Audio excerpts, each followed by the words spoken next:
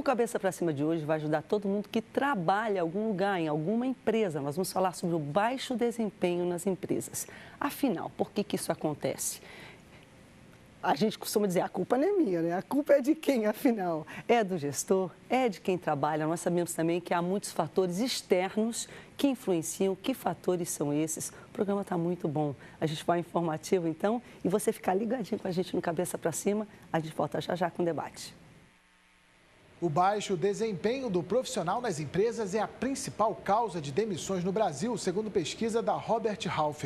De acordo com o levantamento, 34% dos 100 diretores de recursos humanos entrevistados acreditam que o desempenho ruim é o fator decisivo na hora da demissão. Melhorar o desempenho dos profissionais e da organização como um todo é um objetivo que pouca gente se oporia, pelo menos de forma explícita. No entanto, o que se observa na prática é que os resultados obtidos não fazem justiça aos esforços e empenho de todos na organização. Com base em levantamentos estatísticos feitos pela consultora e pesquisadora Betânia Tanuri, PhD e professora da PUC de Minas Gerais, as empresas estão em um momento de subdesempenho satisfatório.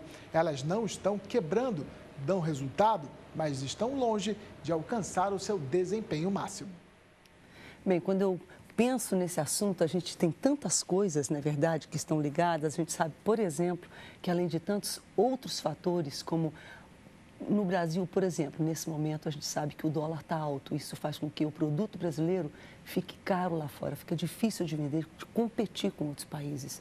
Então, de alguma forma, a gente tem que trabalhar aqui dentro e a gente pensa, não, mas isso é só para grandes empresas. Bem, depende, porque a gente sabe que dependendo do que você faz, do produto que você tem, você é capaz, por exemplo, alguém que fabrica biquínis, que é uma coisa simples, muitas vezes até já exporta para fora, mas como competir quando a questão da economia, por exemplo, já prejudica? E a gente sabe que uma das áreas onde se pode trabalhar e onde se precisa realmente trabalhar para se tornar competitivo, independente do dólar estar bom ou não, é justamente no desempenho daquela empresa, tanto pelo lado da pessoa, da mão de obra, como da questão da gestão, das pessoas que estão à frente. E temos um excelente trio hoje de debatedores, o programa está muito bom. Conosco, Fábio Hein, que é economista, consultor especialista em reestruturação de empresas e professor de economia do IBMEC, que a gente chama aqui do Rio de Janeiro.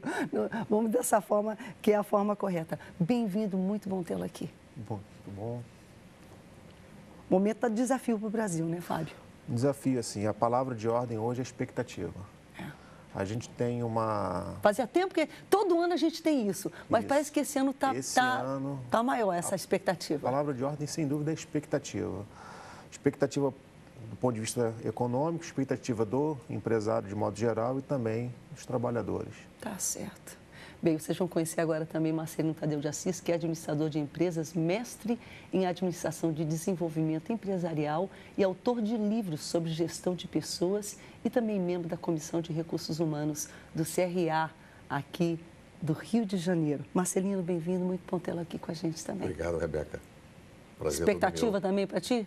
É isso, Está acima da média? A gente vive, o Fábio comentou muito bem, eu acho que a gente está num momento de uma certa transição de alguma coisa que não vinha muito bem para algo que ainda é uma incógnita, num certo sentido. Mas é verdade, a palavra-chave e uma das áreas, é essa. quer dizer, além desses desafios, uma área que a gente já vem há algum tempo sentindo é essa questão realmente do desempenho, né? O desempenho, o processo de gestão de pessoas, certamente, talvez seja o mais crítico processo numa organização. Entendi. Pelos mais variados vieses que esse processo de gestão envolve. Independente do tamanho que essa empresa tem. Independente. Não há gestão de negócios sem gestão de pessoas. E a gente lida com diversos aspectos. Os aspectos legais, operacionais, motivacionais.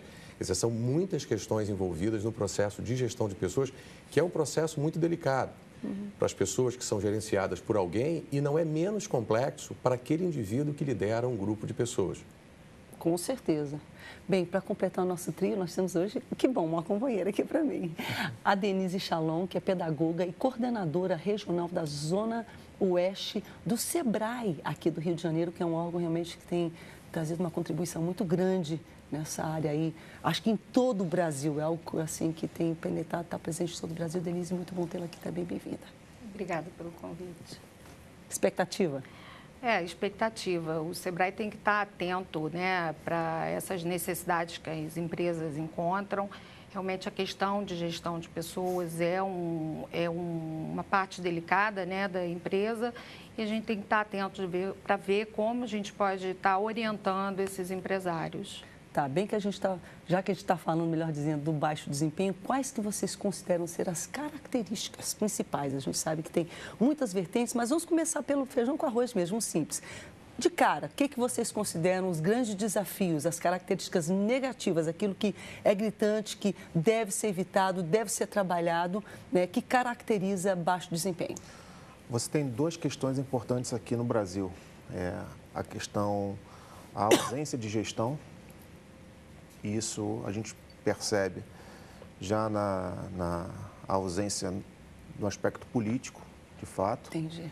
Que finda permeando e influenciando. E você também tem a questão da expectativa também, que é um ponto que a gente tocou aqui inicialmente. Por quê? Porque quando você tem uma ausência de gestão por parte da empresa, é mais ou menos aquela história da Alice no País das Maravilhas, que ela pergunta para o coelho assim, qual caminho eu vou seguir? Aí o coelho diz, qualquer caminho serve para quem não sabe para onde vai.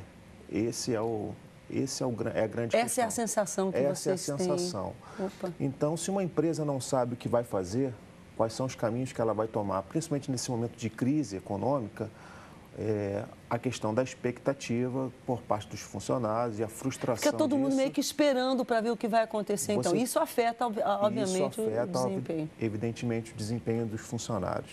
Por outro lado, no Brasil, você também tem que se preocupar também com a formação desse pessoal. Uhum. Que, em termos gerenciais... A gente vem melhorando, você sente, nesse quesito? Nosso nível gerencial é muito ruim, Rebeca. O nosso nível gerencial, em termos de mão de obra no Brasil, a percepção que eu tenho em atuar em pequenas e médias empresas, assim, a dificuldade de contratar, treinar essas pessoas, a percepção que eu tenho ainda de ter uma mão de obra muito ruim. E eu digo no aspecto operacional e principalmente do lado gerencial. Entendi.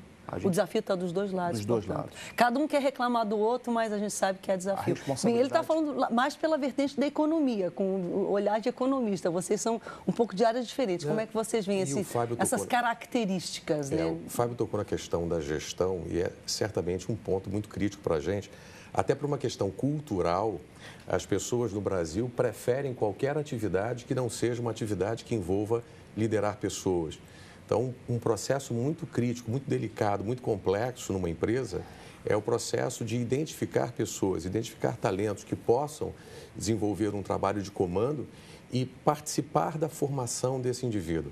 Porque uma grande massa de pessoas não tem interesse. E as poucas pessoas que se interessam pelo trabalho de liderar, de comandar, essas pessoas merecem e precisam de um investimento muito forte.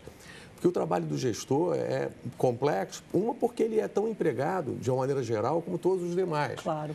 A outra é que alguém que domina um determinado saber técnico. Ele tem que estar à frente conduzindo, mas ele é um motivador e às vezes se sente desmotivado. Ele recebe as mesmas políticas que cobrem todo mundo, cobrem a ele também. As mesmas regras, boas ou ruins, os mesmos resultados, de uma maneira geral, afetam essas pessoas. Por outro lado, é alguém de um saber técnico, por isso é que ele lidera processos ou ações de uma certa área.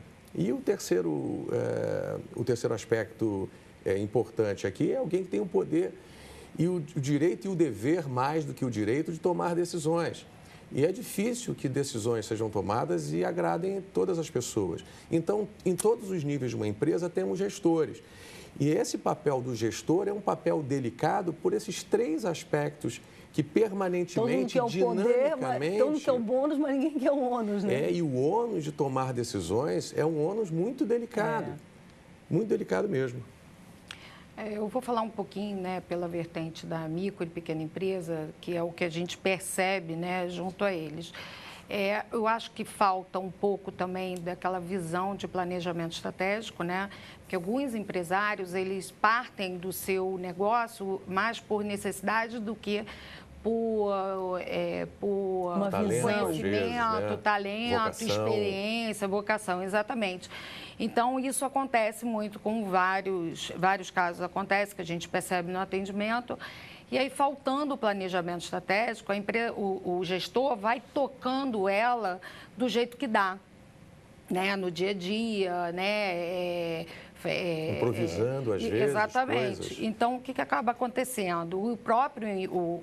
Os funcionários acabam meio perdidos nessa história, sem entender para onde... Se o gestor está perdido, que se dirá dos... Exatamente. E, assim, planejamento estratégico é uma coisa que tem que ser revista, né, periodicamente. Até a empresa que tem, ela precisa estar revendo esse processo. Com certeza, né? com certeza. Então, isso é uma questão que realmente eu considero importante, percebo, né, quando a gente conversa com esses empresários, que é uma coisa que acaba pesando no seu dia a dia. E aí acaba respingando para todo corpo, né, técnico dessa empresa. Foi legal que você tenha mexido, quer dizer, todo mundo deve, com certeza a gente tem pessoas que trabalham em grandes empresas, grandes multinacionais que estão nos assistindo, então é relevante para todos, mas eu creio que um grande número de brasileiros, a gente vê atualmente, eu não sei como a coisa vai ser esse ano, eu percebi nesse ano que passou, não que eu seja tão especialista no assunto, mas como leigo mesmo, você observa, assiste o jornal, lê uma revista, alguma coisa, né, você vai meio que acompanhando. Parece assim que houve uma formalização maior no Brasil. E quando a gente fala em formalização, eu estou imaginando, para mim isso pressupõe que pessoas estão procurando se estruturar melhor. Elas, para se formalizarem, elas são obrigadas a fazer cadastros, registros, que demandam mais informação, demandam essa estruturação, muitas vezes, que não existe. Eu sei que o Sebrae faz um grande trabalho, inclusive, Denise, eu gostaria que você falasse um pouquinho mais sobre o que tem disponível, por exemplo, para quem está assistindo a gente, de repente está... Nossa, ela está falando de mim, né? Sentiu aquela identificação. Então, o que vocês fazem para ajudar? Porque eu senti uma adesão maior à formalização, mas já ultimamente parece que a coisa desandou um pouquinho e eu não sei como vai ser esse ano. Claro que a gente também não pode ser pessimista, porque eu acho que isso também cria uma onda que a gente pode estar apontando para o ruim, quando na verdade não se sabe. Então, também já não é uma coisa que é adequado fazer. Mas o que você vê como aquele mínimo que está disponível, geralmente, de modo geral, em qualquer lugar do Brasil, para pessoas que, de repente, não está sendo aproveitado, que pode ajudá-la a lidar com aquele mínimo também, o mais básico, daquilo que você quer evitar, né, como um erro de gestão ou como um erro de baixo rendimento? Hoje o Sebrae, né, hoje e sempre, né, está engajado em políticas públicas, né, que possam favorecer, né, tanto a legalização quanto a empresa que já está estabelecida no quesito tributos, né? Então, hoje a gente percebe que realmente a gente está caminhando para um ambiente que favoreça a legalização. Mas, assim, hoje, né, essas empresas que hoje se formalizam, elas precisam, né, pelo menos fazer um diagnóstico daquele negócio, ver quais são as oportunidades, porque às vezes a empresa... O que você... Desculpa eu pedir, porque de repente a gente pode até levar isso para o próximo bloco e vocês podem entrar nas áreas de vocês. Quando a gente fala de diagnóstico, eu vou abrir uma empresa, eu vou fazer um diagnóstico. O que é isso? Quando a gente fala de diagnóstico, é primeiro iniciar por um plano de negócio. Né? O plano de negócio é a bússola e a decisão se vale a pena montar aquele empreendimento. Com quem que você conversa? Onde que você vai para levantar esses dados? Olha, o Sebrae tem informações, tem orientações, inclusive no site do Sebrae pode encontrar um arquivo, né, que orienta a montar um plano de negócio. Esse é o ponto de partida de qualquer empreendedor. Então, se você vai para uma empresa, ponto de partida, plano de negócios. Exatamente. Agora, depois que você define que aquilo é um bom negócio e monta o seu empreendimento, é importante você fazer uma análise do diagnóstico ali da empresa, né? Como você estabeleceu algumas ferramentas de gestão e aí sim você verificar qual é a prioridade, né, para você aprofundar naquele assunto, para que você possa gerenciar de uma forma melhor, né, esse dia a dia da empresa. Então, hoje, eu considero que a capacitação, né, o diagnóstico e a sala de aula, né, a consultoria, né, hoje são elementos que podem favorecer cursos, ao bom portanto, desempenho. disponíveis que pessoas podem fazer no sentido de conseguir esse melhoria. Porque é informação, né? E informação é importante, né? Curso, por exemplo, em sala de aula, você tem muita troca, né, com outros empresários. E aí você pode verificar experiências que o outro está vivendo e que você pode absorver e levar isso para a sua empresa. Você vê isso acontecer, deve ser um negócio legal, né? A gente já tem que o intervalo está voando, mas a gente vai voltar e eu gostaria de voltar com vocês nessa mesma vertente que a gente estava conversando aqui, nas áreas de vocês. Até no sentido, por exemplo, quando ela falou a questão, você estabelece um norte, de repente você nem tem tanto assim um plano de negócio, está entendendo né, a importância que isso tem. Mas digamos que você tenha esse plano. Mas faz muito tempo que você não voltou, não reviu, não ajustou. Então, quais são os elementos que vocês veem que vão desenrolando uma economia que obrigam uma empresa, o gestor, e por tabela, obviamente, que se o gestor diz, gente, nós vamos mudar isso aqui. Ah, não quero mudar, não. O funcionário, entendeu? Ele quer ficar como está, porque às vezes, como está, ele já está acomodado, já vai levando, empurrando com a barriga também. Então, qual a importância desse... Por que é tão difícil a gente dizer, a gente precisa mudar? Vamos mudar? Por que mudança é tão difícil? O que é com mudança? Que as pessoas têm medo de mudança, não querem mudança. E daí a gente já vê como as empresas devem agir, então, com um funcionário desmotivado. Está precisando de mudança. O que as empresas valorizam como uma competência, por exemplo, de um funcionário motivado ou desmotivado. De repente, a pessoa em casa começa a se ver, a se encontrar. A gente volta já já.